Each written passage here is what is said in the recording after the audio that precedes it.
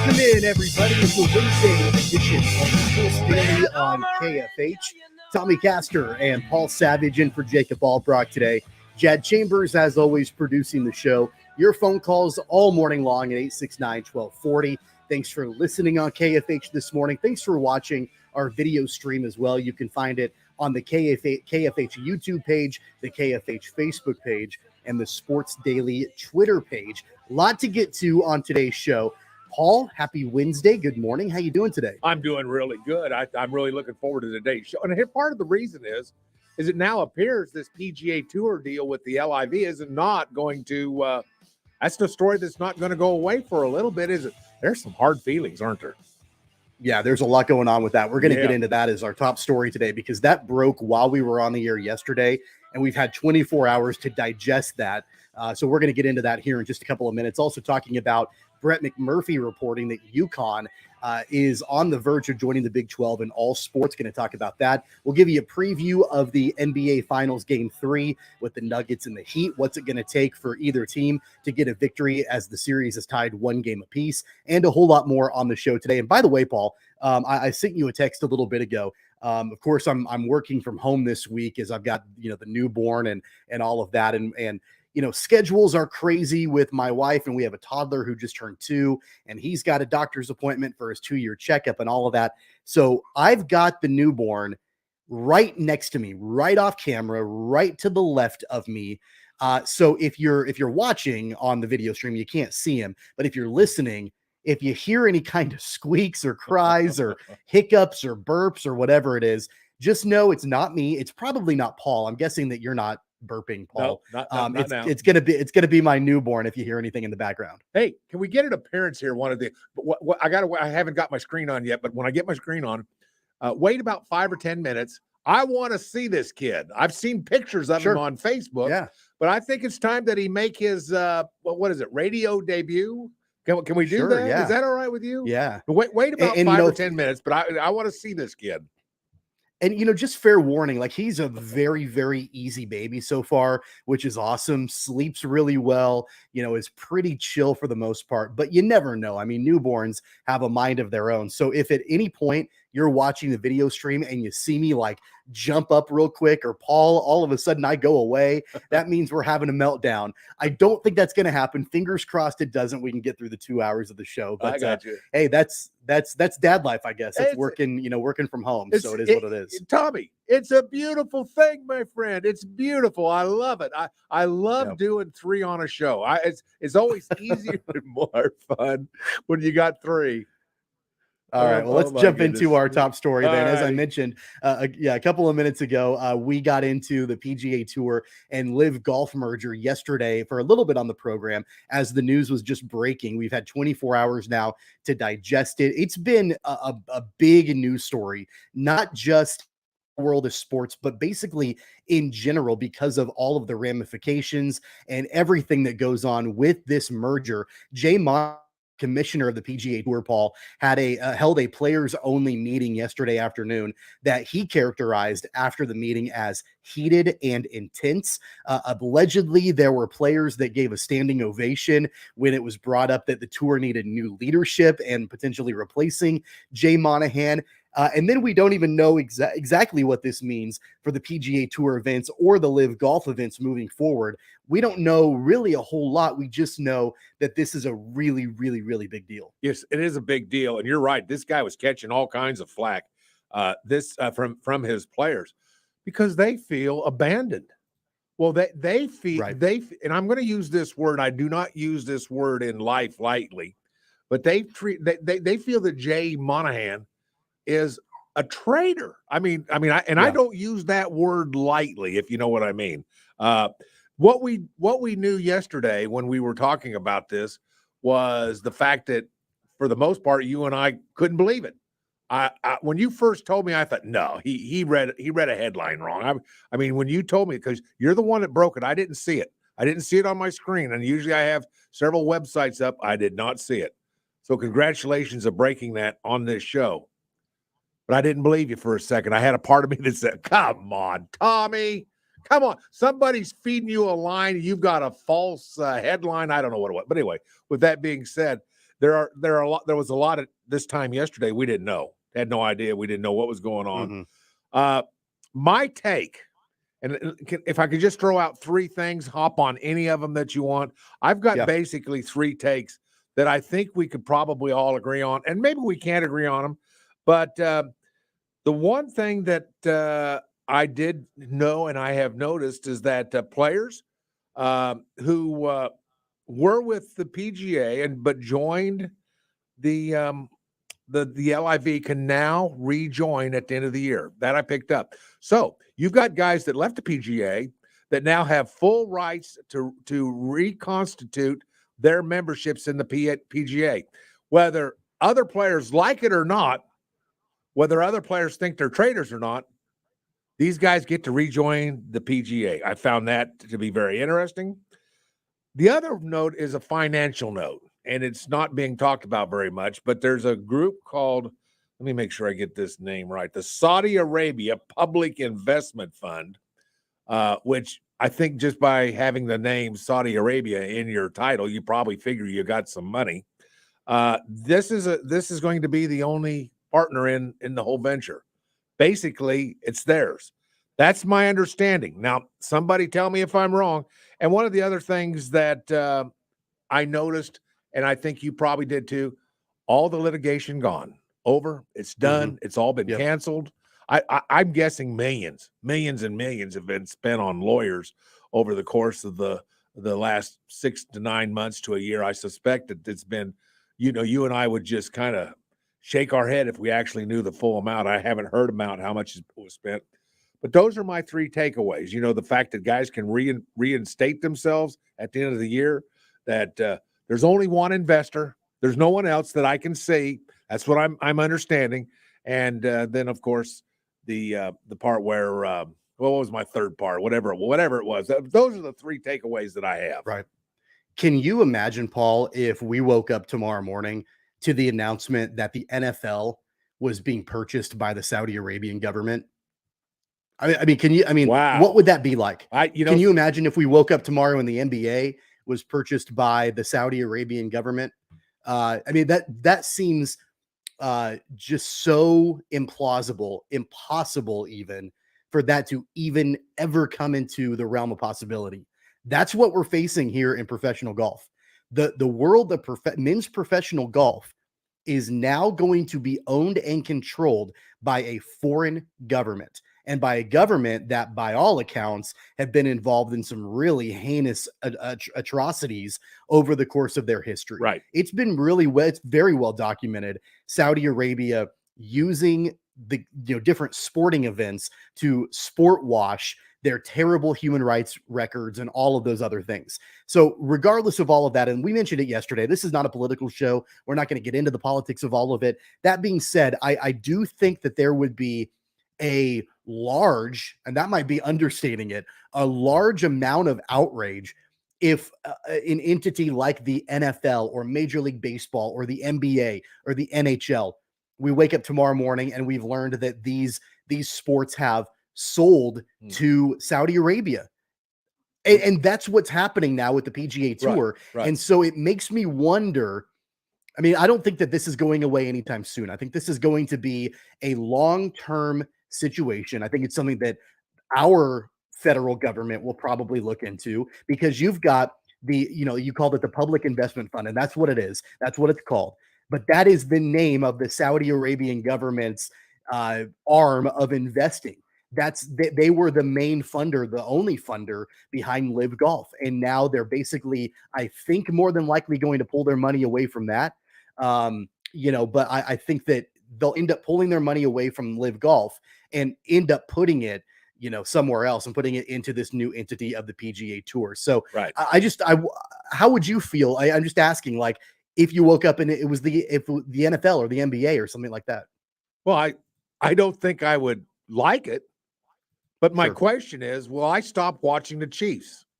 I guess another question would be, would Patrick, let me just say, would any, I'm not going to single out any one player. I don't want to do that. Let me just say this.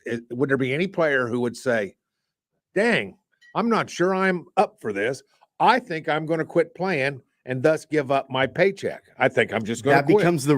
That becomes the really difficult question. And then do you blame the players?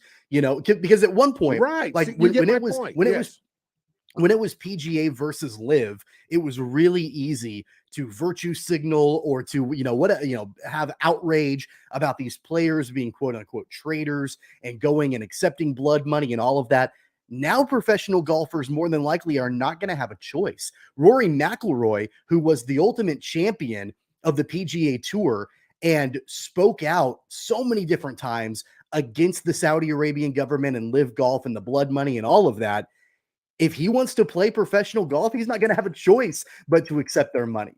Like, what kind of position does that put him in? Well, I don't know that it puts him in any position at all. There's only one position. I mean, how many positions are there? I guess two. You play or you don't play. And I guess that's all there are. Now, I think everybody at this point, the die is cast. Or is it the cast is die? No, it's the die is cast. But I think that these guys are all going to come around and play because you know what they do? They golf. You know what they're best at in life? Golf. That's what they do. You know how they live their life? You know what the main focus of their life is? Golf. And that's what they're going to do. I don't think there's anything that can take these guys away. They love the sport.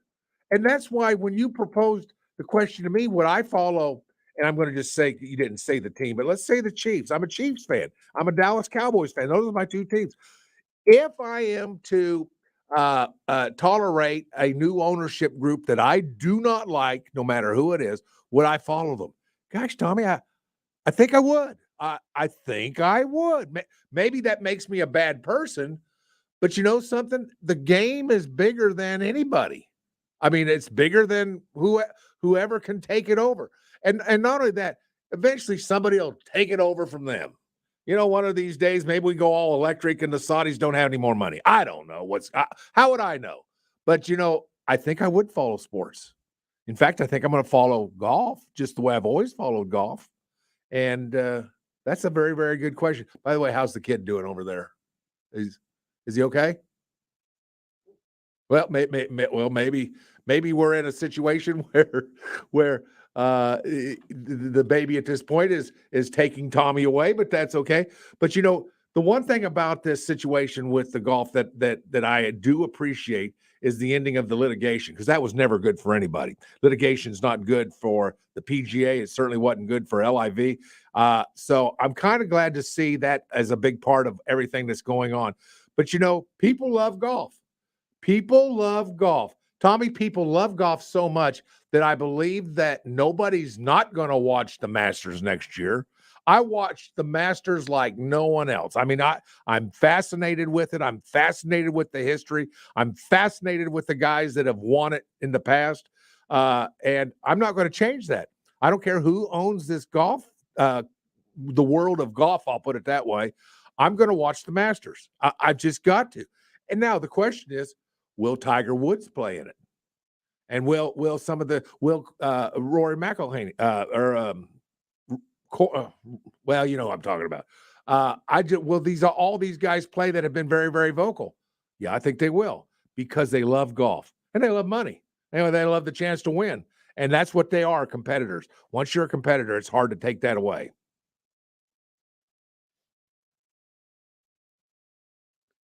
Well, the kid is still going. There we go. But anyway, so we'll see what's going to happen with the world, with the situation with golf throughout the world. But we're headed in a new direction, and that's just the way it's going to be. Tommy, you back? I'm back. Sorry about that. I'm not sure what happened. Audio dropped out there for a second. Well, that's okay. I saw you taking care of the kid. Everything okay? Everything's good. Yeah, nothing to do with the kid. It was all. Give us a play-by-play. Diaper, bottle, what's the deal? No, it actually had nothing to do with the newborn. It was all technical. I'm not sure what happened there, but obviously I know you guys continued that conversation about PGA and Live. Right. And I know that Jad had some audio. Have we heard that audio yet? Has he played that audio? Not yet. Okay, so this is Jay Monahan. This is, I think, what is so crazy about this entire thing, and why, like Jay Monahan himself has said, he's going to be labeled as a hypocrite. This is Jay Monahan a year ago about Live Golf. Let's hear from him. Let me ask about this. There was a story that was first reported in the New York Post yesterday by Brian Wacker about a 9/11 coalition of families and survivors of the 2001 terrorist attacks. 9/11 Families United sent a letter to the representatives of Phil, Dustin, Bryson, Reed, and others, quote, expressing their outrage towards the golfers for participating in the new league and accusing them of sports washing and betraying the United States, end quote. That's gotten a lot of steam over the last 24 hours. That story first reported again in the New York Post. How much did you talk to your players about the possible ramifications if they sign on with the new league? Well, I talked to players. I've talked at a player meeting, and I've talked to a number of players individually for a long period of time. And I think you'd have to be living under a rock to not know that there are significant implications. And as it relates to the families of 9/11, I have two families that are close to me that lost loved ones. And so my heart goes out to them. And I would ask, any player that has left or any player that would ever consider leaving, have you ever had to apologize for being a member of the PGA Tour? So that was Jay Monahan, the commissioner of the PGA Tour, 1 year ago, being extremely critical of Live Golf and the Saudi Arabian government, the Public Investment Fund, basically that entire entity that came in to challenge the PGA Tour. And then this was Jay Monahan yesterday sidestepping the Saudi Arabia question. Positively, I mean, you're describing a scenario under which PIF at some point could have the majority of the economics, correct me if I'm wrong, of this entity. Essentially, the Saudis people will say, they control golf around the world. I'm just curious as to what you think the response is going to be. Well, listen, a lot of people have been reading about the tension. And that we've talked a lot. And I said previously that we were going down our path, they were going down theirs. And today, that tension goes away. The litigation is dropped. We're announcing to the world that on behalf of this game, we're coming together. And it's less about how people respond today, and it's all about how people respond in 10 years. And when they see the impact that we're having on this game together, there'll be a lot of smiles on people's faces, and there'll be a lot more people playing this game all over the world. And if you're a young player that wants to get to the highest level of the game today, you'll be more inspired than you've ever been before. I don't know how many different sides of his mouth he can talk out of in a year's time. I mean, that is as hypocritical as it comes. And he even admitted that he would be considered a hypocrite for how strong he came out against Live Golf. And I think, Paul, what is the most disappointing about all of this? Ultimately, the merger is going to happen. We've got one big entity for sports, for golf, the sport of golf. We've got one big entity now, controlled economically by the Saudi Arabian government. It's going to happen. People are still going to watch golf. The golfers are still going to go and do their thing. They're still going to find sponsors and broadcast partners and all of that. What's so disappointing to me is the language that Jay Monahan used as far as morality was concerned. And that was the big driving factor in not doing this, was the, morality of all of it and how it wasn't right. And it was disrespectful to the 9/11 families and all of that. And then a year later, money wins out. Money wins out. And so maybe the argument was never about morality. Maybe the argument had always been about money. And this was just a convenient cover that Jay Monahan could use over the last year or so. That's what's the most disappointing thing to me. Remember the lesson from yesterday? The lesson that goes, when somebody says it's not about the money, it's always about the money. Remember that? Remember that? This has never been about anything but money, as far as I can tell. Now, it's been decorated up with a lot of other things, and the 9/11 families being brought into it is I feel so bad for them, and I know the pain that they have. But everything, you call Jay Monahan a hypocrite. There's a lot of hypocrites in this country as well, because what is it? A third of the gas that we use comes from, the oil comes from Saudi Arabia. I mean, we're begging them to be able to buy buy oil from and begging them not to cut back production totals and that kind of thing. So, there's a little bit of hypocrisy going around everywhere. I mean, it's not like we have banned Saudi Arabia products from the United States shores. We're using millions, if not billions of dollars a month from products from Saudi Arabia to, function in this country. So there's a little bit of hypocrisy going all around everywhere. And, they're looking at this as a business venture. Now, I don't know what the economics of golf at this big high level would be, because it's got to have something to do with broadcast rights. And I don't know, is this now is this a product that has been damaged because of all of this? Maybe somewhat. Are broadcast entities going to say, yeah, I don't know that I want to broadcast the Masters. I don't know if I want to broadcast the U.S. Open or the British Open. I'm not sure, because Saudi Arabia has got is involved in this. Is that going to happen, Tommy? I don't know. I mean, there might. No, I don't think it will be a huge monumental change, but I do think it will give some people some pause. I don't know if it'll change the broadcasting. It might change some of the sponsorship dollars. There might be some sponsors out there that say, I'm not comfortable advertising, on this product because of where the money's coming from. But, time will tell on all of that. I feel bad for the PGA Tour players that stayed loyal to the PGA Tour, championed their cause, and then got the rug pulled out from underneath them. They were completely sold out. They turned down, in some cases, a substantial amount of money to stay loyal to the PGA Tour. And now, what do they get? Did they get anything? Time will tell. We'll find out about that. But the fallout is nowhere near being done with this, and the story will continue to follow as the days and the weeks go on. We're going to take a break. When we come back on the other side, a report from Brett McMurphy that UConn is poised and ready to join the Big 12 Conference in not just basketball, but in all sports. Paul and I will discuss on the other side.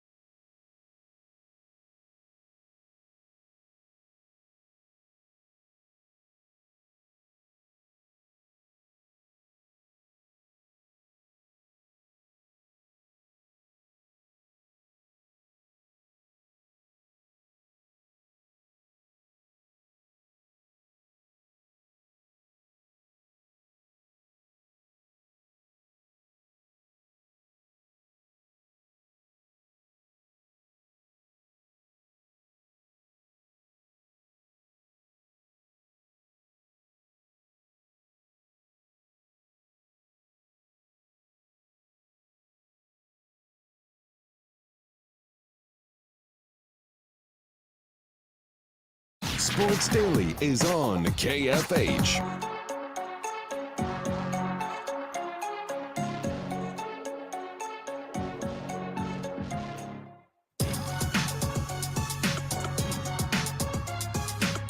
Welcome back, everybody. It's a Wednesday on Sports Daily. Tommy Castor and Paul Savage, Jad Chambers producing the show. Your calls on the IHOP hotline, welcome all morning long at 869-1240. Paul, a quick programming note. As a reminder, we will have the head baseball coach Brian Green on the program tomorrow morning at 10:25. So we'll get a chance to talk with him. So yeah, I mean, I'm looking forward to that. Looking forward to having him on the show to hear about his vision for Shocker baseball in the future. You and I spent a lot of time over the last couple of days talking about the hire and the decision and all of that. And now we'll get a chance to actually talk to Brian Green himself tomorrow morning. Forward to that one. That's for sure.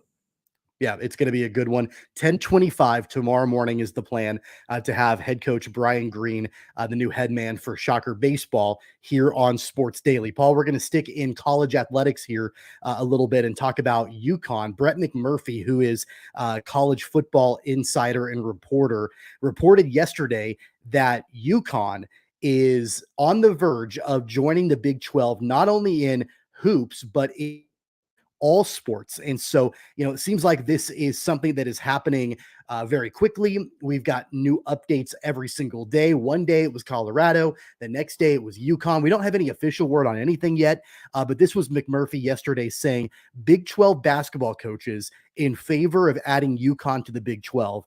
UConn is, quote, in the mix as an all sports addition to the Big 12. So we're looking at something that is not just basketball. We're looking at football, all the sports out there for UConn to join the Big 12. Do you like this move? I do. I like it a lot. I like it because of the location. It's a foothold into the 13 colonies, if you want to put it that way. It's up in that part of the country with lots of population, access to New York, access to some big media markets. And but you know why I'm not going to hedge my bet on this. Here's why I'm for it. They're just a stone's throw away from ESPN, and that's one of the catalysts and one of the big drivers of all things sports right now is ESPN, what they pay, what they do. It can't hurt to have one of your conference members just a stone's throw away from ESPN headquarters in Bristol, Connecticut. I just think that it makes total sense, and for no other reason than that. Although they're good in basketball, why can't they be good in football? I'm saying that you join a major conference like the Big 12, you up your profile, you'll be a power in that part of the country, and it will not take you long to be a power in that part of the country. I can tell you that. You're going to get some good football players to come in. You've got a nice stadium. By the way, I looked it up. 40,000 is what their stadium seats. It's 20 years old. It was built in 2003, so it's a 20-year-old stadium. I wasn't familiar with the stadium, Tommy, so on the break, I looked it up. I saw some pictures, and it's a nice stadium. It's modern. It's good looking. It's in a nice little setting with some mountains tucked in the background that you can see. I mean, I like it. I think it's not big enough for Big 12, but you know something? It's a place to start. You can grow that stadium. Looks like it can be added to at some point. The Big 12 makes a lot of sense for this school. But this school makes sense for the Big 12. This might be one of the better matches for this entire conference. One of the things that I typically don't like, just in general, is when there are schools that join conferences for one sport only or for a handful of sports. I'm kind of an all or nothing guy. Like either be all in or don't join. And I understand that there are different circumstances for whatever reason where, maybe the school doesn't have an established program. And so they've got to be an affiliate member of another conference. Like I understand there are always extenuating circumstances. I get that. But in general, I don't love the idea of like, there was the conversation or the speculation that UConn could potentially be a basketball only entry into the Big 12. And I'm like, I don't like that. I mean, the other sports don't really move the needle for me. I mean, I guess outside of women's basketball, where UConn is historically dominant, that's incredible. But football doesn't really move the needle for me. The other sports really don't. But that being said, on a matter of principle, I'm just going to be a bigger fan of the entire university joining the Big 12 rather than basketball only. And you've got potentially with basketball, speaking of that, the defending national champions potentially joining the Big 12. And so again, I go back to this conversation that we've had so many different times about what the new version of the Big 12 will ultimately look like when the dust settles on all of it. It more than likely is going to be the best basketball conference in America, hands down. Well, this doesn't hurt that. I can tell you that. No. I mean, I read an article about a month ago, and I didn't bring it into the show or anything because I didn't think it was needed. But I remember an article that somebody was making a case already for next season, the season that starts in October of this year, the upcoming season, that the Big 12 once again was going to be the best conference in the country from top to bottom. And I think I agree with that. I mean, I can't tell you all about Texas Tech, for instance, or that kind of thing, but I can tell you this conference is going to be pretty darn good again. And boy, this conference is popping out the national championships. And I don't mean just one team. I mean, maybe you got like a North Carolina who wins a bunch of championships, or you got, the one team in the Big 12, or you got one team in the Pac-12. No, you've got a number of teams. You've got a number of teams that have won national championships. And you look at what I would predict right now, I would say there's probably 5 teams right off the top of my head from what I understand, and I haven't delved into it in depth yet, but I'll bet you I could name 5 teams that by the time this season starts, 5 teams could have a shot at winning the Big 12 title. That's good for basketball. And by the way, I'm with you. I'm going to reiterate, if you didn't hear the show yesterday, your statement about one sport teams in a conference, which I'm not a fan of, which, right. I know that counts for Wichita State, but I'm glad that one happened. I'm glad. Well, and that's different because they don't have a football program. Yeah, I don't like it football, when all the others are playing, but right, I get with football. Right. I don't like it when you have all these programs, but like you're only joining the conference to play one sport. Right. Right. And here's the thing. Here's the thing about Gonzaga. Now, the point that I made yesterday was that I think it's Mark Few's team. That's what it is.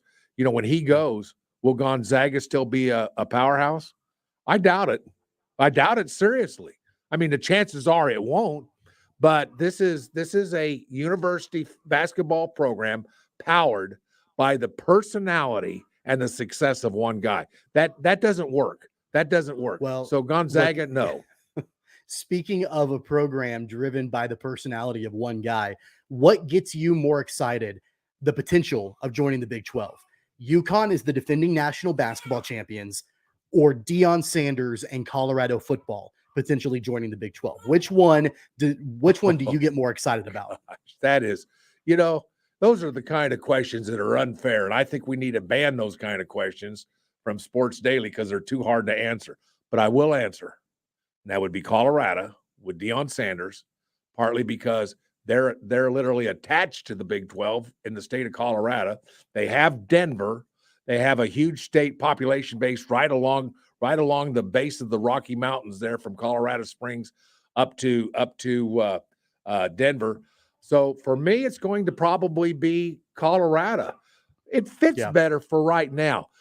And the nationwide marketing that the Big 12 is wanting to do, and the commissioner has said, we want to put a footprint into every part of the country. And I think he's going to try. That's why someday I wouldn't be surprised to see Oregon State and Washington State join the Big 12. And that's why I won't be surprised to see UConn join the Big 12. And I'm sure the only place in the country that they will have difficulty placing a footprint in would be the SEC. I don't see any programs there. Maybe you do, Tommy. Maybe there's some programs you could get and develop. Maybe a Southern Miss. Maybe. I don't know if that really fits the profile. See, I'm not sure either of the Big 12. But I think what we're looking at here potentially, if the Big 12 can land both Colorado and UConn, at that point you're looking at 16 teams. And I think Brett Yormark will probably go bigger than that. But if you stop at 16, you could have 4 pods of 4 teams each and do it based on geography. So you could have Colorado and BYU. And who am I missing? There, some other teams that are out there in that area in the Big 12.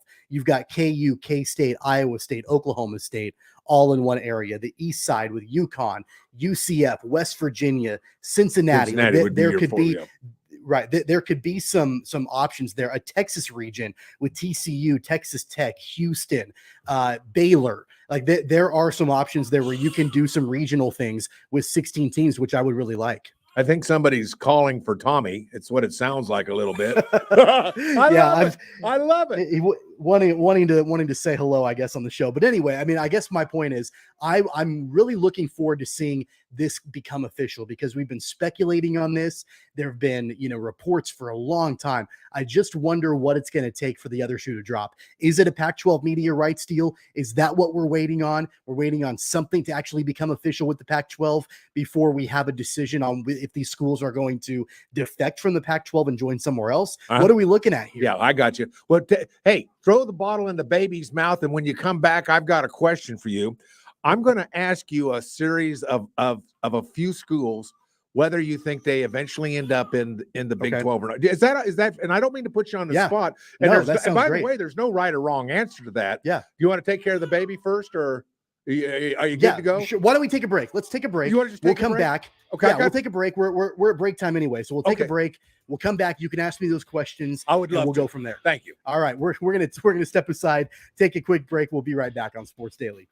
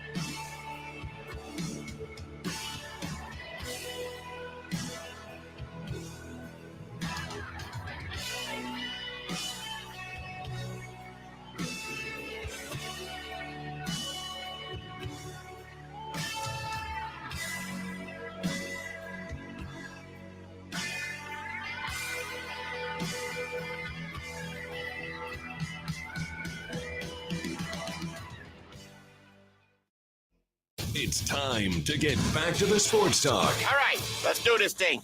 Go! Sports Daily is on KFH.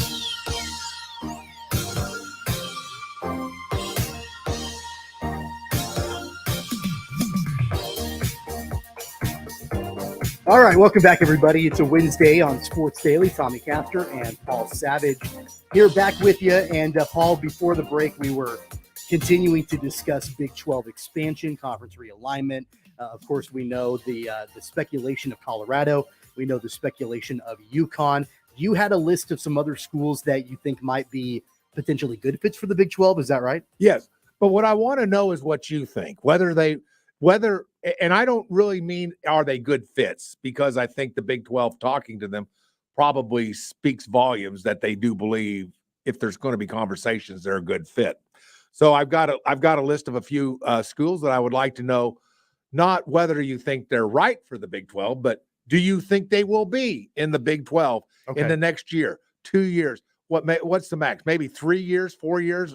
Let's say 2 to 3, 4 years. So here's my list.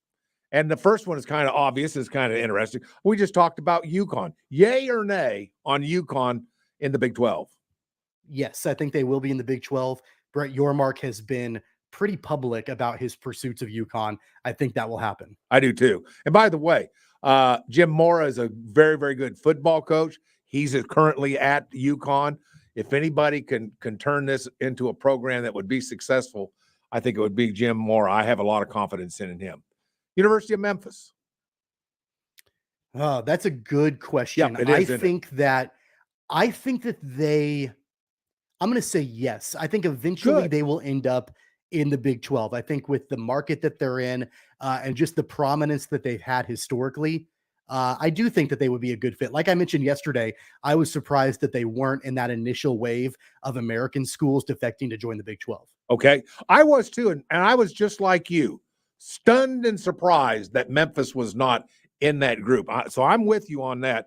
And I do think it will be. In fact, we talked about the other day, it looks like it's the Big 12's only chance to try to, get some sort of beachhead front at the in the Deep South. That's the only shot they have, because I can't think of anybody else that would come to the Big 12 with any cachet at all. So Memphis, yes. The next one is falling off the interest level, at least for stories about, they're as good as in, because last week we thought Colorado was as good as in. That was what the beat we were getting from other media sources. So let me ask you, Colorado in eventually within the next 3 to 4 years or not? Yes, I think they will be in the Big 12. I think that they are unhappy with the way that the Pac-12 has attacked the media rights deal. I think with the profile of Deion Sanders as the new football coach, it makes sense for them to be in a higher profile conference. So I'm not even going to say in the next 3 or 4 years. I think it's going to be quicker and sooner than that. I think they'll be the first Pac-12 team to go. You know something? I totally agree with you. All right, well let's stay in the same genre. How about the University of Utah? That one was, a couple months ago when there was a lot of smoke around the four corners, when it was Colorado, Utah, Arizona, Arizona State as the schools that Brett Yormark was going to try to attract. Since that time, the chatter around Utah, I feel like, has cooled down a little bit.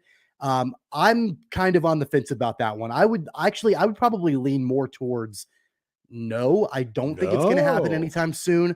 Although I do think geographically it would make sense if they join the Big 12, because you've got BYU right there, of course, Colorado. You've got some schools that would make some sense for them to stay in to join the Big 12.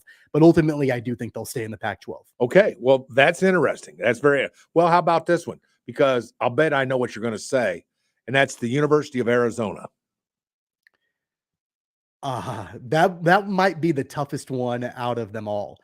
Because of just the prominence that the University of Arizona historically has had in basketball. So I can see why that would be incredibly attractive for Brett Yormark to bring them over, at least for the basketball product. Again, that was another school that there was a lot of chatter about the four corners. It's kind of cooled off. I'm going to say no. I think that Arizona and Arizona State probably stick with the Pac-12. Wow. Now you're making some headlines yourself.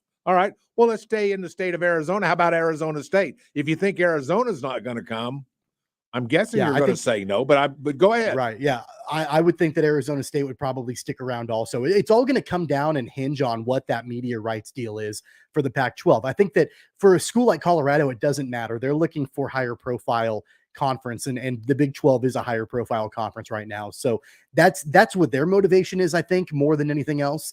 But for those other schools, Arizona State, I think the Pac-12 could try to find a way, if they can get at least a halfway decent deal done sometime soon, might be able to convince schools like Arizona and Arizona State and Utah to stick around. Well, then I really feel stupid about asking you my next school, Washington State, from which Coach Green, Wichita State baseball coach, came from. How about Washington State? If the Big 12 decides we want a presence in the northwest part of this country, let's go get Washington State. What do you think about them? No, I don't think I don't think it will. And I don't think it's because Washington State wouldn't. I think that they would. I think they jump at that opportunity. I just don't think the Big 12 cares enough to bring in a program or a athletic department like Washington State. Well, I guess they're probably going to be similar. I got Oregon State written down as one of the schools I wanted. Same thing. Same thing. All right, Same so that's a thing. no. Yeah. Well, the next one is kind of falling off the radar. We don't hear much talk about it. We did for a while. San Diego State. I think that San Diego State will ultimately end up being one of the prime schools that will join the Pac-12. I think that they will be a school that the Pac-12 will turn to try to save themselves by bringing in San Diego State. I do think that the Big 12 would like having them. I mean, think about what San Diego State did in basketball this last year, the Final Four run that they had. They've got, it's a big media market in San Diego. Outside of the Padres, San Diego State's the only game in town. I think it is attractive for the Big 12, but I think the Pac-12 will be more likely for them. Okay. Well, that makes sense, I guess, but that would only make sense if the Pac-12 can hold together. I'm not convinced they can hold together. You're right. And You're right. I honestly think that you're probably right on most of them. But man, I'll tell you what, it's interesting. I'm stunned though, in a way. You flip-flop, well, not flip-flop. There's other things that can make you do that. You've changed your mind on the four corner schools of the Pac-12. You think the Pac-12 staying together? I think they fold like a cheap suitcase because the money's not going to be right on their TV deals. Well, don't get me wrong. I don't think that they're going to be in any kind of position of strength. I don't think that they're going to be in good shape at all. But I do think that a cobbled together Pac-12 will still probably exist in some capacity. Do you? I just don't exactly know what that's going to look like, and we'll find out about that. But definitely a good conversation, good speculation there on some potential new schools for the Big 12. Before we take a break, let's do a giveaway here really quick. George Michael Reborn, a tribute to George Michael and Wham. It's coming up next Saturday, June 17th, 7:30 p.m. at the Orpheum. We've got a pair of tickets for you right now if you are caller number 2 on the IHOP hotline at 869-1240. A pair of tickets to go see the George Michael and Wham tribute show. Sounds like a ton of fun. 869-1240. Caller number 2 wins. We'll kick off hour number 2 next on Sports Daily.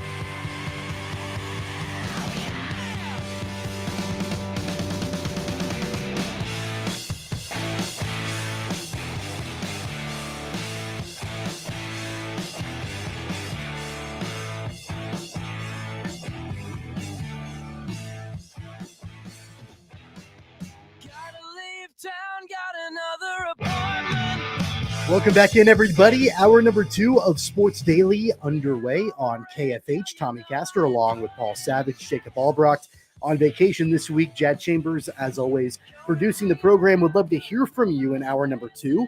We're fairly open, got a couple of different things to discuss, but we would love to hear from you on the IHOP hotline, 869-1240. Speaking of the IHOP hotline, congratulations to Mark He's the winner of our George Michael Reborn, a tribute to George Michael and Wham concert happening next Saturday night at the Orpheum Theater. We will do another pair of tickets to that show coming up tomorrow right here on the program. All right, Paul, shifting gears here a little bit, talking NBA Finals. Game 3 is tonight in Miami. The Nuggets on the road. The series is tied 1 game apiece. We talked about it on Monday. Not sure a lot of folks, myself included, would have necessarily predicted that with 2 games in Denver, that the series would be tied 1 game apiece. And now it shifts to Miami. Who do you think the pressure is more on the shoulders of for game 3? Is it Miami to win at home, or is it the Nuggets after dropping 1 home game in the first 2 games? The Nuggets. I mean, it's got to be the Nuggets. They're the favorites. I mean, they're being favored even in this game. They're going to Miami, and they're still, the last time I checked, somewhere around a 3-point favorite. I think that's right. I think I'm close, but they were an 8.5 point, 9-point favorite in the first 2 games in Denver. There's no question the pressure's on Denver. Now, this is must-see TV, and partly I say that partly because if the Nuggets had swept both games at home, catch what you can, enjoy the NBA. It's almost over. Have a little fun with it. But it's not. This is 1-1 going into Miami. And man, oh man, the pressure is on the Nuggets to play well, to play better than they've been playing, to play better than when they won game 1. How about that, Tommy? Well, yeah, and as of right now, it looks like on BetMGM, the Nuggets are 2.5 point favorites in this game tonight. Right. So I think it has shrunk a little bit. It dropped. I think I saw it at one point at 3.5. 3.5. And as we get into the game tonight, the Nuggets are a 2.5 point favorite. I think that less of a knock on Denver and more finally some credit being given to Miami. I mean, think back to the Eastern Conference Finals. Think about when they were playing Boston, and it didn't matter, if it was game 1 or game 7.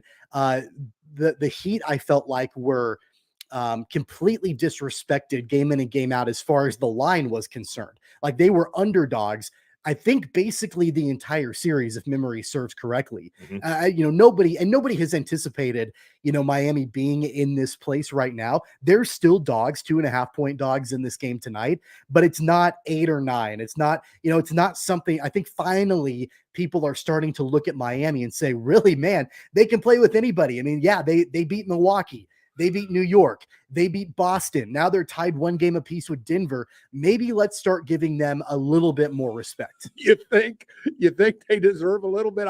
I think you have said that well, my friend. So yeah, you're right.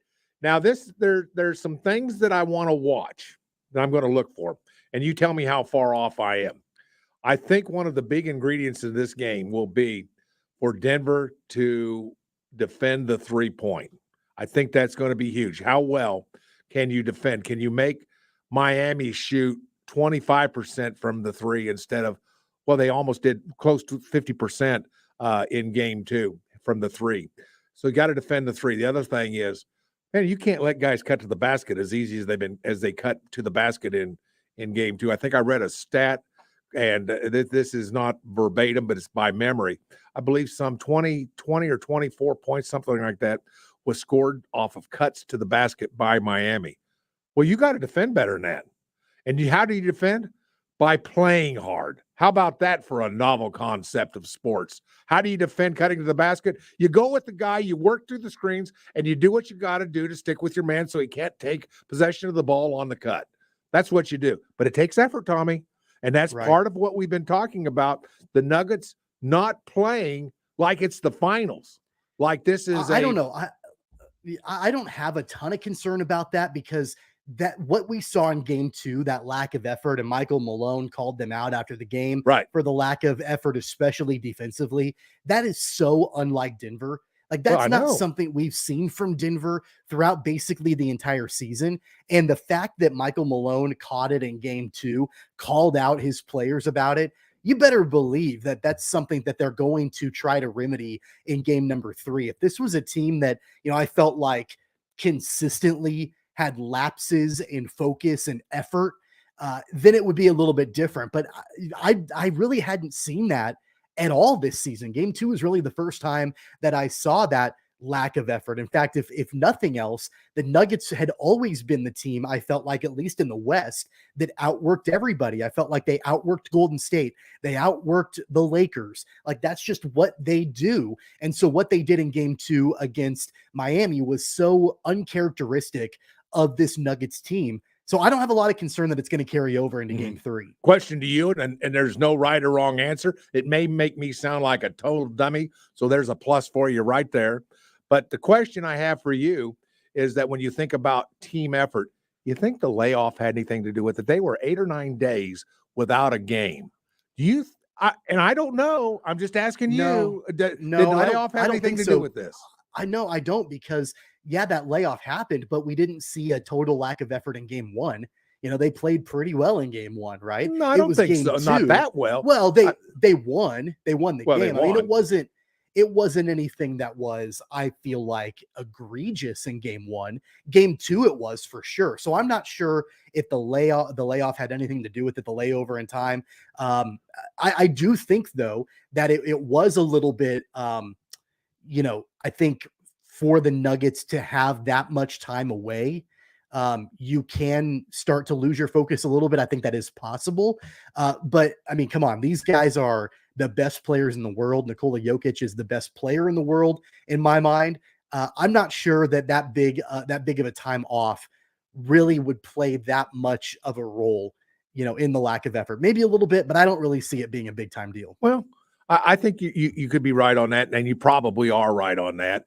And playing at sea level, though, is going to be interesting, back into the wheelhouse for the Miami Heat. I just can't begin to tell you what a difference zero sea level is compared to 5,200 feet sea level. And by the way, the irony, everybody that's watched this game, and for years the University of Colorado did it, and I think every stadium probably that plays college basketball against people from the flatland has it, but on the court right in front of the free throw line where you dribble the ball to shoot free throws states just how many feet you are. Just a little reminder, Tommy, just a little reminder to all those players who are stepping to the line. Hey, you're a mile high. You're 5,200 feet above sea level. And I always I don't know. I just get a chuckle out of the fact that we've got to make sure everybody knows how high you are. But so let me pose a question to you really quick here, sure, as far as game 3 is concerned, because we talked about the pressure being back on the shoulders of the Nuggets. Right. What happens in this series if Miami can win game 3 at home and they go up 2-1? I mean, is there a way that Denver can come back from that deficit? Yes, by winning game 4, and now it's back to 2-2. Now, if that happens, who has home court advantage? Well, Denver now reassumes and has home court advantage. So yeah, I think that is the case. I think that if Denver loses, it will be very important to win game 4. You got to win game 4, and if they lose game 4, I think there's a good case to be made that this series is over, that Miami's going to pick up a win somewhere, whether it's in Denver or the last game, or if it's going to be a game in Miami, the one remaining game they will have in Miami. So yeah, I think it's huge. I think you've got to win one of 2.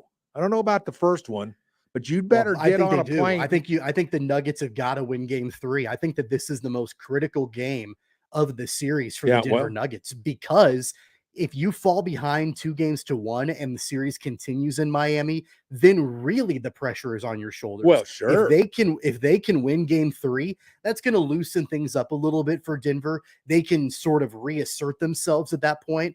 But man, the one thing about Miami is that they just keep coming at you. They keep coming at you over and over and over again. And, whether it's Jimmy Butler taking over a playoff game, which we've seen a gazillion times over, whether it's him or a guy like Gabe Vincent lighting on fire, Bam Adebayo, whoever it is on a Miami team taking a game over, they can do it. And so the Nuggets have to make sure that they get back to the basics. They get back to the formula that led them to the number 1 seed in the West. They've got to get back to that formula. And that formula is not only the superstar Nikola Jokic, but having a top to bottom balanced offensive effort. That's what got them there. It can't just be the Nikola Jokic show. And it really hadn't been throughout the playoffs. We saw a really, really balanced attack from Denver throughout the entire playoffs until game 2. Until game 2, Miami did a good job of making adjustments. That's why Eric Spoelstra is a really good coach, made the adjustments necessary to force the ball basically into Nikola Jokic's hands and have him try to beat the Heat singularly. And he's a great player, don't get me wrong, but there are other really good players on that Nuggets roster that have to get going in game 3 if Denver wants to get the win. You know, it's fascinating. I remember before this series started, I mean, once it was set, and now you've got Denver, and now you've got Miami in the finals. I remember some broadcasters saying, well, you know something, this is going to really hurt TV ratings. This is going to be one of those deals where who wants to watch the Nuggets, who wants to watch Miami Heat? I mean, it's not like these are nationally profiled teams. I mean, who knows? Who wants to watch those guys? I mean, and the comments were, I guess, what they were saying deep down inside. This isn't the Lakers and the Knicks in the finals, you know, for TV interest and that kind of thing. But you want to know something, Tommy? I'm having more fun with this NBA finals than I have in probably 4, 5, 6 years. Well, in a long time. I'll just put it that way. In a long time. I have found this to be a fascinating series. You got the best there is, and you got a team that scratched its way into a playoff game to get into in the NBA tournament. And so I look at it as one of the more fascinating finals that I can remember. I'm kind of into it. I'm going to confess, I'm kind of into this. You know, Jacob and I had a conversation about this particular topic during the Western Conference Finals. Gotcha. That I want to bring up to you. I think it's important to bring up at this point with the series tied 1 game apiece. And it goes back to the conversation about the Nuggets. There is an argument that can be made that the window for Denver to win a championship with Nikola Jokic is right now. It's not in 3 years from now. It's not in 5 years from now. It may not even be 1 year from now. The window for the Nuggets to win a championship for the first time ever in their franchise's organization with a superstar player on their roster like Nikola Jokic, the likes of which they've never seen before and may never see again with that franchise, the window is right now. So in your mind, Paul, does that increase the level of pressure for Denver to try to get a championship for their franchise, knowing the circumstances surrounding their roster makeup and trying to keep Jokic around for as long as possible? Are they thinking about that sort of thing right now? Does that increase and ratchet up the pressure for them? Well, you're onto something, and yes, in a way it does. Now, is it unspoken on that team? Yeah, it's probably unspoken. Is it in the mind of everybody that is involved in that franchise? Yeah, I can tell you it probably is. That's a very, very good point.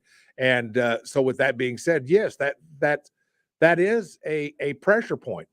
But the interesting answer to that question is, then why aren't you playing harder? Why aren't you defending the 3 line? Why aren't you, cutting off cutters and covering them and fighting through screens and doing the things? So, in a way, it's a great question, but it's a deeper question because, of course, everybody wants to win now because you never know what the future holds. But if you want to win now, why aren't you doing the things that make you win? So that's a really interesting question. It's kind of a 2-pronged question, Tommy, and a good one. It's kind of the same thing a couple of years ago when Milwaukee was in the same sort of situation with Giannis. And Milwaukee and Denver have some similarities in the fact in big that guys, in big guys especially. Yeah. Well, and just also in the way that their franchises are built. I see. I got you. They're not in major markets, right? I mean, Denver and Milwaukee are okay size, but they're not New York, they're not LA, they're not Houston, whatever. I'm with you. I think that sort of same situation existed a couple of years ago when the Bucks were in pursuit of their championship, because it was like, man, we've got Giannis, who is, again, one of the greatest players in the league. And if we don't get it done right now, the window may not be open for us in the future. We've got to do what we can right now, strike while the iron is hot, because nothing else is guaranteed. It's kind of the same way with Denver. I mean, you can expect there are certain teams in the NBA that year in and year out are going to be there, right? I do. Golden Yep, I State know. has been there forever, right? Right. Boston is typically there. Like there are teams that LA, no there are question. teams that you typically know are going to be there. That's not really the case for Denver, and it really hasn't been, right? So you got to strike while the iron is hot. And in the case of Milwaukee, they got Giannis his championship. All bets are off right now with game number 3 going on, and especially if Denver can't win game 3 in Miami tonight and they fall behind 2-1, man, at that point, the pressure is really on Denver to try to turn things around. Well, it's going to be a fun series to watch. And the one thing that I'm going to be watching, and I know everybody has their own little thing they want to watch. I'm going to ask you what yours will be, but let me tell you what mine's going to be first. The first thing I'm going to look for is defensive effort by the Nuggets. That's what I'm going to look. I mean, who's fighting through screens? Who's getting out to the 3 and defending? Who's making Miami take contested threes? To me, that might be the difference of this series. I mean, not just game 3. This might be the difference of that series. And what I'm looking for is going to be pretty easy to see. I mean, it's not deep, dark, involved basketball technique and stuff like that. I'm looking for, getting somebody on a shooter at the 3-point line, putting a hand in their face, minimum. That's what I'm going to look for. Miami gets open shots, they will win this game. Miami gets open threes, they win this game. They got to get after it. They got to get after it tonight, right? Like that's really the only circumstance for Denver. Miami, they've been playing with house money for a long time. That's well they've said. They've got a ton of talent on that team, and they've got an incredible coach in Eric Spoelstra, who has been able to get that team, to gel and work together and really get them to this point. So, I mean, I go back to what I said before. The pressure is squarely on the shoulders of the Denver Nuggets in game 3 on the road tonight. Denver is a 2.5-point favorite, according to our friends over at BetMGM. Before we take a break, Paul, sticking with the NBA really quickly, Adrian Griffin, officially the head coach for the Milwaukee Bucks. We mentioned the Bucks before in their pursuit of a championship for Giannis. They don't have Mike Budenholzer anymore after that first round exit and the upset that the Miami Heat gave them. Adrian Griffin now will be teamed up with Giannis. Your thoughts on that hire? Well, I'm just really proud for the city of Wichita. A hometown kid born here, went to East High, then went to Seton Hall and Seton Hall, had a great career in Seton Hall. And I mean, how can we not be proud of this guy? I mean, this is Wichita. This is what we're all about. We're a great basketball community, and I'm just really proud of this young man to see him get the head job of Miami, and that's a good job. If you got Giannis on your team, Milwaukee. Yep. If you have Milwaukee on your team, you might have a decent basketball team. So there's a breaking news flash for you. And think about it this way: like Adrian Griffin, not only gets his first head coaching job, but he gets a head coaching job with the team that they were the number 1 seed in the East going into the playoffs this season. Right. Yeah, they might have gotten upset by the Miami Heat, but they were the number 1 seed in the East. There is a lot of talent on that team, and it starts with Giannis, and Adrian Griffin, the Wichita native, will have a chance to lead that squad. So happy for him. Congratulations. We had Adrian on the show a couple of weeks ago for his induction in the Wichita Sports Hall of Fame. So that's pretty awesome. And we get a chance to now see him as a head coach on the sidelines for the NBA and the Milwaukee Bucks. So congratulations to Adrian Griffin. All right, we're going to step aside, take our first break of the hour. When we come back, a lot more to get to. We're going to get into some stadium talk, some updates in the world of baseball and NFL in regards to new stadiums. We're going to get all of that going and talk about that on the other side. It's Paul Savage, Tommy Castor on Sports Daily. We'll be right back.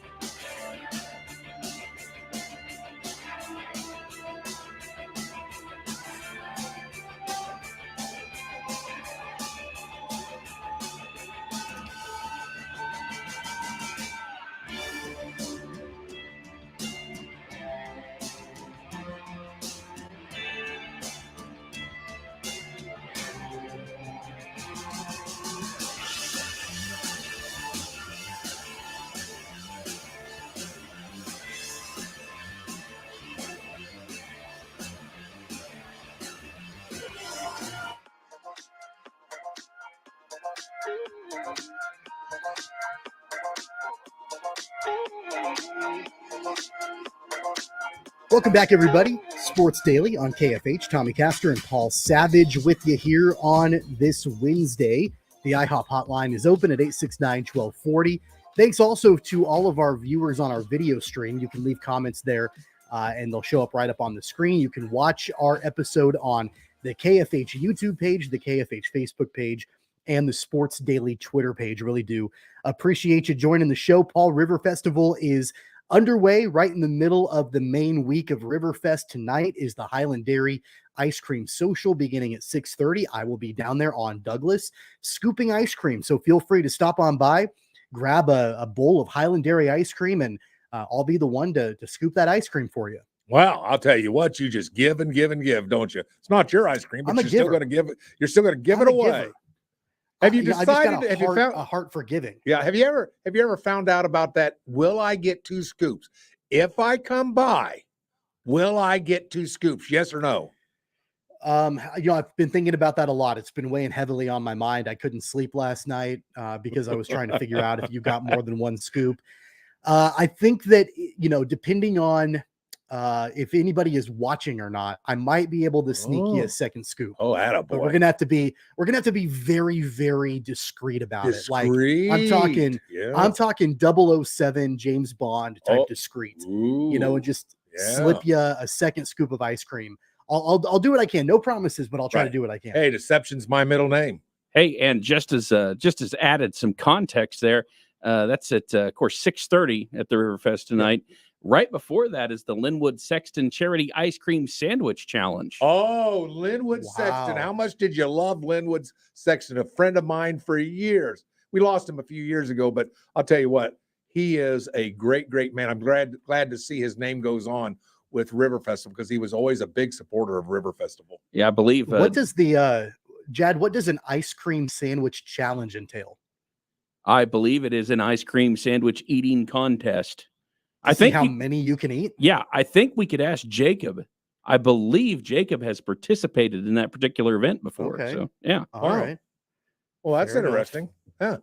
Yeah. Well, very cool. Well, I guess that's happening right before the ice cream social. So it's basically an evening full of ice cream in downtown Wichita. And what's wrong with that, my friend? Yeah. None. Yeah, nothing's wrong with that at all. Hope to see you down there on Douglas tonight. That ice cream social from Highland Dairy beginning at 6:30 tonight. So that should be a lot of fun. Hey, Paul, just in the last few minutes or so, Rory McIlroy has done a press conference talking about the PGA Tour and Live Golf merger. I think he was the one I wanted to hear from the most because he was so vocal about his support and loyalty to the PGA Tour. One of his quotes, I've not had a chance to watch the entire thing, but one of his quotes was, and I quote, "It's hard for me not to sit up here and feel somewhat like a sacrificial lamb." That's coming directly from Rory McIlroy. I don't know about you, Paul. I can't blame him for feeling that way. No, I'm with you. I mean, you look at these guys who didn't sign with LIV. You look at these guys and know the amount of money that they made. No one in the PGA is going to get that kind of money. I mean, for this merger. But they get the money, and as far as we understand, they get to keep it. We haven't seen anything about it, about giving back part of that money or whatever the case might be. But one of his other quotes, if I can give it, I just pulled the story up. You're right. Sure. It happened less than 30 minutes ago. So you're right on target. Thank you for finding that. I didn't see that. But one of McIlroy's statements is, "I still hate Live like I hate Live. I hope it goes away, and I would fully expect that it does." Wow. I mean, say it like you mean it. I mean, where he says, I still hate LIV, but like I hate LIV. I hate it. Yeah. I mean he reemphasizes it. He's nothing but outspoken. I mean, he's been outspoken in his opposition for Live Golf from day one. And of course he championed the cause of the PGA Tour. I don't know. I feel bad for him that he was so vocal in his support of the PGA Tour that he didn't even know that the merger was going to be happening. So I don't blame him, right? For saying that he feels like a sacrificial lamb, right? I wonder for guys like Rory McIlroy who turned down a ton of money to go to Live. Tiger Woods turned down I think it was $700 million to go to live. Right. Turn that down. What sort of ramifications are going to be there? Like, are those guys going to be able to be made whole? Will they get some kind of windfall from this? I mean, they should. They deserve it. I mean, think of somebody like Bryson DeChambeau or Dustin Johnson or Phil Mickelson that went to Live Golf, accepted the money. They don't have to give that money back. They get to keep it, and then they get to come back to the PGA Tour, and they're hundreds of millions of dollars richer than they were before they left, and they get to come back with no issue. So is that fair? It's clearly not fair to the guys like Rory McIlroy and Jordan Spieth and John Rahm and Justin Thomas and those guys that turned down money from Live Golf to be loyal to the PGA Tour. I hope they are compensated in some way. I don't know how that is going to work out, what that's going to look like, but they deserve a little bit of something, I would think. Well, there's no fair in golf. I mean, come on. I mean, what are you going to do? You can't go back and give them, sums of money just because they wanted to sign them. Then you'd have to do that for guy after guy after guy after guy. The interesting thing on an article I read, I think it was this morning on ESPN, they had a really good article on the website that, and this is what boggles my mind, is that Corey, Tiger, and a number of the other outspoken golfers were not informed that this was going to take place. Yeah, they how told. they found out? Know. You know how they found out? On like you on and me. The TV interview, right? Yeah, we found out like you just and like me. the rest of us. Yeah. So that's shameful. That's absolutely shameful. You're trying to soothe things over with a merger. You do the little things that would make one feel better and make them feel important. We respect you enough. We're going to let you know this is what's going to happen. I know you're not going to like it, but this call is out of respect for you, respect for what you mean to golf. That's why we're telling you this early. And then you go through with the announcement. But you don't tell Tiger. I mean, and everybody is, I get that, but you don't tell Tiger Woods. And didn't you just say a few minutes ago, Tiger turned down $250 million? Did I get that more than number that? right? It was like $750 million. It was like $700 million. There you go. Because they approach from what I remember, I think they approached Tiger to be the figurehead of Live Golf. Like he was going to be the Greg Norman role, the commissioner, the leader of the entire thing. And Tiger Woods was more concerned about his legacy, was more concerned about the prestige and the honor of being on the PGA Tour. He turned down, I believe, and don't quote me on this, I'd have to go look it up, but somewhere in the neighborhood of $700 million to join Live Golf. And he wasn't even told by the PGA Tour that they were merging. Well, it's absolutely shameful. Yeah, it is. And a lost PR opportunity with the membership. I mean, it would have gone a long way just to let these guys know, particularly the ones that were the most outspoken against it. You let those guys. Yeah. I mean, I don't know who's been hired as their PR rep, but they need to get another one because that would be something not good. Because they're going to be mad no matter what. I mean, they're not going to be happy. But the fact that you tell them makes them understand that they're trying to be responsible. They want to try to, let these guys know out of respect. And respect is everything to a golfer. Money's great, but man, you want respect because that's the nature of the game of golf. It's a gentleman's game. It's a game where everybody, calls strokes on themselves. And what other sport do we have in the world where one calls a penalty on yourself? Well, not very many sports. And so it's a game of tradition. It's a game of basically, doing the right thing. And so I get it. I mean, I guess I get it why they wouldn't want to do it, but it was certainly stupid. But man, I'll tell you what, I know it's not going to alter Tiger Woods' lifestyle. I mean, he's going to make his rent payment at the end of the month. I don't think there's going to be any chance. I think he'll be okay. But, he'll be okay financially, but still, I mean, that's a huge sum of money to turn down. Mike comments on our YouTube channel. I wonder how many will quit or retire due to this. I don't know. I mean, I think that's a really good question because at the end of the day, these guys are professional athletes. And the one thing about golf is that, they can play for a while, right? And so I don't think that, there might be a couple that would maybe want to move away and not be interested in it, but I don't think very many of them will quit or retire. What do you think, Paul? I think zero. I think nobody's going to quit over this. This is how you make your living. What are you going to do? Go get a job selling cars? I mean, what? Come on. What are you going to do? if you're one of those lucky guys that can make a living playing golf, that's what you do. Because first of all, you love it and the money's good. And second of all, you can do it for quite a while. You can play golf a heck of a lot longer than you can be an NFL player, or in many cases, a baseball player. And sure as heck, you can play a lot longer than some hockey players. Is that right, Jed? Yeah. Yeah. See, and so there's no question in my mind. Nobody's going to quit. Zip, zero, nada. So following up on that, Joe has a comment on our YouTube page. His question is, would any PGA pros accept the money since they know where it comes from? So the guys like Rory or Tiger or others that turned down the money because they knew where it was coming from and out of respect to the PGA Tour, are they going to have problems accepting money now, knowing that it's coming from the Saudi government? I think that's a really good question. Well, gosh, I guess it's a good question. It's, I would say sure they will. I mean, they've got bills to pay just like you and I. So I'm assuming they will. I don't think anybody's going to walk away from golf. I don't think anybody's going to stop playing. I don't think anybody's going to, change their habits financially. You're going to play in a tournament. You win that tournament. You won that money. You earned it. It's yours. And I don't think anybody's going to have that problem. No, I don't think it's going to affect anything.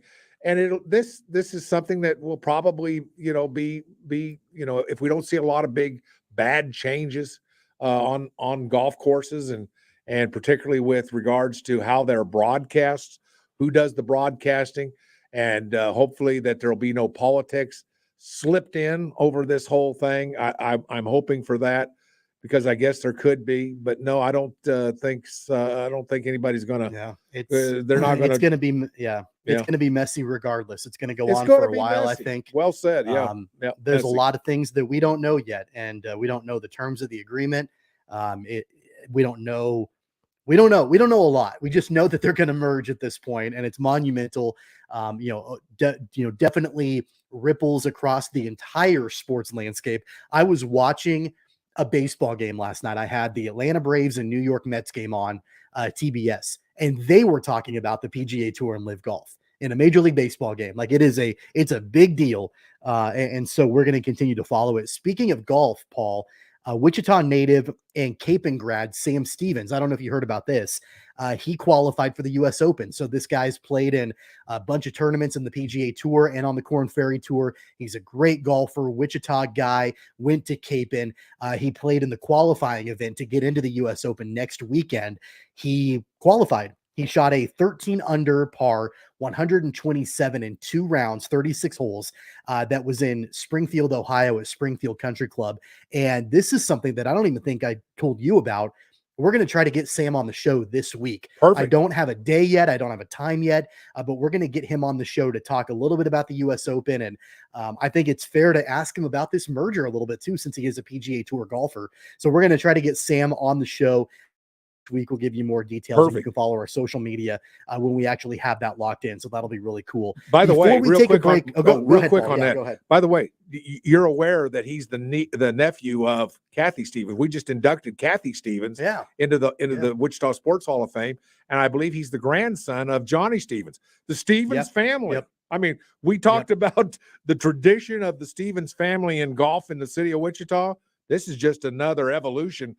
He's a heck of a golfer. Yeah, he's a heck of a golfer. He's been in contention a couple of different tournaments. Yes, he has. I think that the is Valero true. Texas Open. That is correct. There was one that he was in contention. That guy's going to win a PGA event, and it wouldn't surprise me if he wins a major at some point. I mean, he is that good. So looking forward to trying to figure out a way to get him on the show. I know he's going to be deep in preparations for the U.S. Open, but we're going to be working on that, trying to get him on the show a little bit later this week. Before we go to break, Paul, I want to go back really quickly. We were talking about the ice cream social happening at Riverfest tonight downtown on Douglas. Jason on our video stream wants to know if I would be open to autographing an ice cream cone for him. Jason, I'd be happy to do that. I'd love to see you down there. I would love to meet you in person, and I would be happy to autograph the cone. But you know what, Paul, that got me thinking as we're talking ice cream. Do you know why ice cream is really bad at the game of tennis? Because they have a soft serve. Oh, jeez. Chad, can we... Isn't that a good one? Can we? They're bad at pause tennis this because show they for have a moment? soft serve. I thought that was really good. We'll I mean, we'll go to a break. You know, I'd rather listen to a break than come Tommy on. tell jokes. With Jacob not here, somebody's got to do it, right? I suppose. So that's why they're bad at tennis. Ice cream's bad at tennis because they have a soft serve. Telling It ties in ice cream and sports together. I mean, come on, I got to get a little bit of a laugh here, right? There we go. All right. I tried. I did my best. We're going to step aside for another break. We'll come back, our final full segment on Sports Daily right around the corner.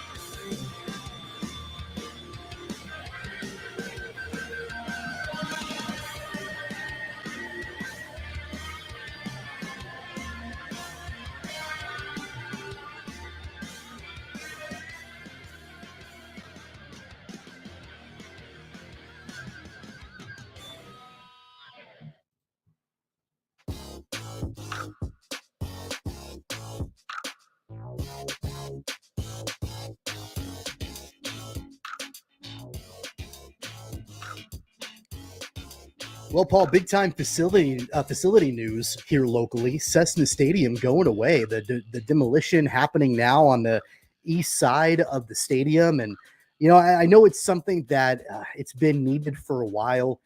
There is a little bit. I'm sure you can relate to this, and I'd love to get your thoughts on it. Little bit of an emotional tie to the old Cessna, right, and all the things that had happened at that facility over the last half a century or so. Mhm. It was time for an upgrade, but man, a little piece of me sad to see it go. First game, I believe, was against Utah State in that stadium. I think I'm right on that, but I could be wrong. It's one of those things that, I have no love for the structure itself. What kind of bothers me, and why my heart's sad at this moment, Tommy, is because I think with this stadium goes away the possibility of Wichita State ever getting football back. I think once you take the stadium away, that's why hanging on to this stadium and keeping this stadium gave me hope that someday Wichita State could come back and play D1 football. Now, I know they're not going to get invited into the Big 12 right away, but, I've always thought that Wichita State could be competitive in football. It can be done. It could be done. And this is what, saddens me is that along with the structure goes ever the chance to play Division I college football at Wichita State. You think I'm wrong on that? I mean, I don't, and I'm probably the only guy that thinks like that. Structure, I have no love in particular for this structure. It's just a structure, but it's what it represented, the chance to still play football. Gone. Yeah, I think that ship sailed a while ago, right? I mean, I really don't. I know. Even when I know, but even when there was, I remember a couple of years ago, the conversation was restarted a little bit, and it was even before that. There have been a couple of different times since football was discontinued. In the mid '80s, where the 86. conversation has been restarted about potentially bringing it back, and it's never really gone anywhere. I think due large in part to the significant financial investment to make it happen. So I think that ship sailed a while ago. 1986. I want to tell you, Paul, and I know this might make you feel old. I was born in 1986. So I have never seen Shocker football in my lifetime. It ended the year that I was born. And so I'm 37 years old. My entire lifetime I've never seen Shocker football. Well, I mean, I'm old enough to remember Newt Rockney on the sidelines, and he was a heck of a football coach. And I always enjoyed watching him coach. But anyway, with that being said, I understand where it comes from for you, but it's more of a generic love of football and understanding what football brings to a young man's life and that kind of thing. And I just, I know it's not the structure, and it's not. I didn't care for the structure. I wish it had been done more in a bowl than two large sidelines, but it was 35,000 people. We'll never get that back because the cost will be too prohibitive. And by the way, you remember that they were researching football a few years back. Yeah. I'll guarantee you, I know that was a fact. One of my best friends, back at the time when they were doing this research and trying to decide what will it cost, remember there were studies, how much will it exactly cost to get football restarted at Wichita State? So that was an actual discussion going on inside the university.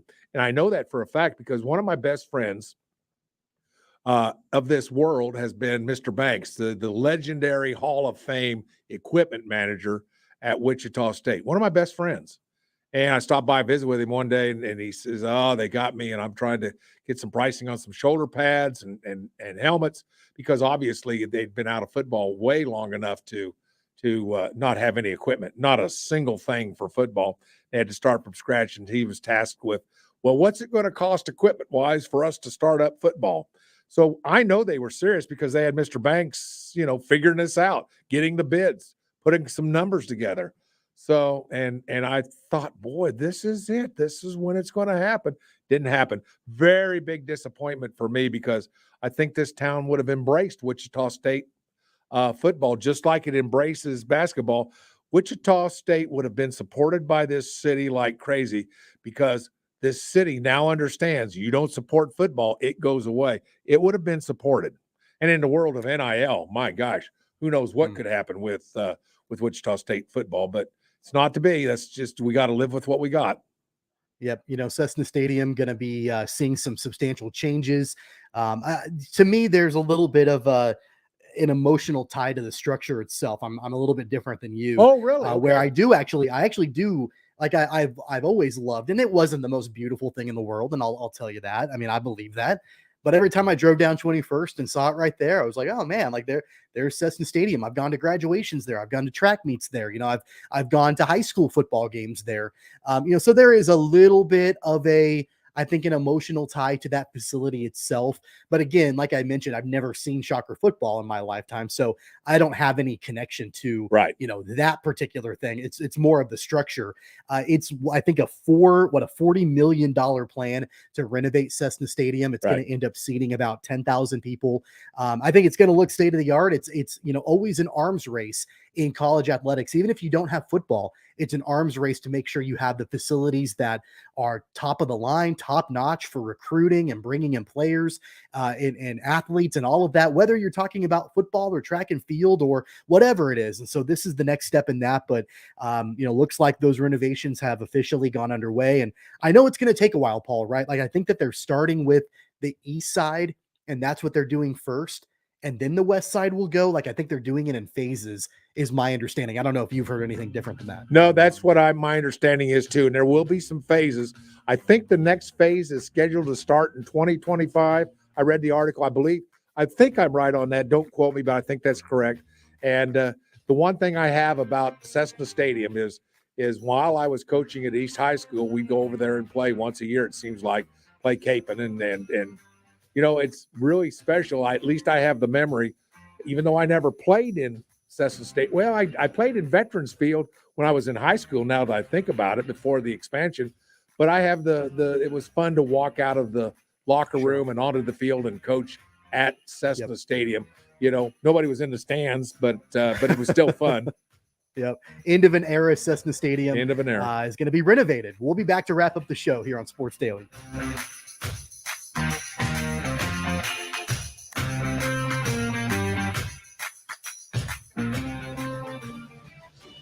Boomer Science with an Odyssey Sports Minute. Buckle up, folks. Saudi Arabia and Live Golf are the biggest winners in the new 3-entity golf mega merger. That's right. The folks who brought you Osama bin Laden and the assassination of journalist Jamal Khashoggi are now the masters of the golf universe. What's more, they'll even have their old sworn enemy, PGA Tour Commissioner Jay Hypocrite Monahan, leading this obscene sports washing endeavor. Good luck to all. I'm Boomer Esiason. At the United States Postal Service, we're reinventing our network to help keep your business moving. With new shipping options to deliver better value, greater flexibility to conveniently reach your customers, more confident shipping with new informed delivery features, and new electric vehicles for a cleaner, brighter future. Fast, reliable, perfectly orchestrated. The United States Postal Service, delivering for America. Learn more at USPS.com/moving forward. Anywhere fans go to cheer on their team, there are behind-the-scenes MVPs, ensuring everything is game day ready. We see you, Joe, fixing seats so every fan can enjoy every game. And Allie, who keeps her stadium running smoothly from the moment the first game starts to the last play of the season.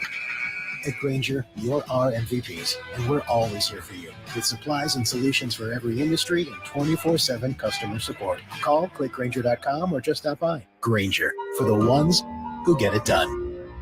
An anniversary is a very special occasion. something that you will remember and celebrate year after year. Mike Seltzer Jewelers has been celebrating anniversaries of all kinds since 1950. Once a year during Mike Seltzer's anniversary sale, he marks down almost everything in the store. Now through the end of June, you can save up to 50% off rings, earrings, necklaces, and bracelets. Save up to 50% off. Visit Mike Seltzer Jewelers at 2929 North Rock Road and view the best quality and large.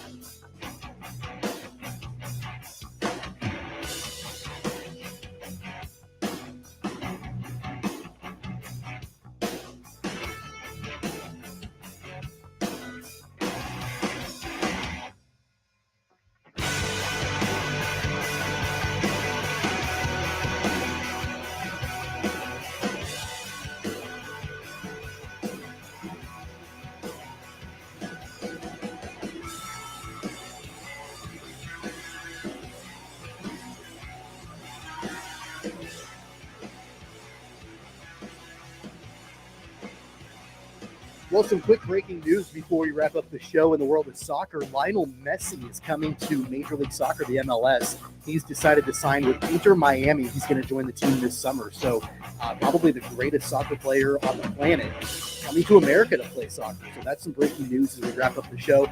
That's going to do it for a Wednesday on Sports Daily. Coming up, Jim Rome at 11, Bob and Jeff at 2, Maggie and Perloff at 4, and then Royals baseball on the road, continuing their road trip in Miami. Not going really well right now for the Royals. They dropped the first 2 against the Marlins with opening action. Pre-game begins at 5 o'clock this afternoon right here on Sports Page. We'll see you tomorrow for Jack Chambers, for Paul Savage. I'm Tommy Castor. A busy Thursday on tap, so we'll see you back here for that tomorrow on Sports Page.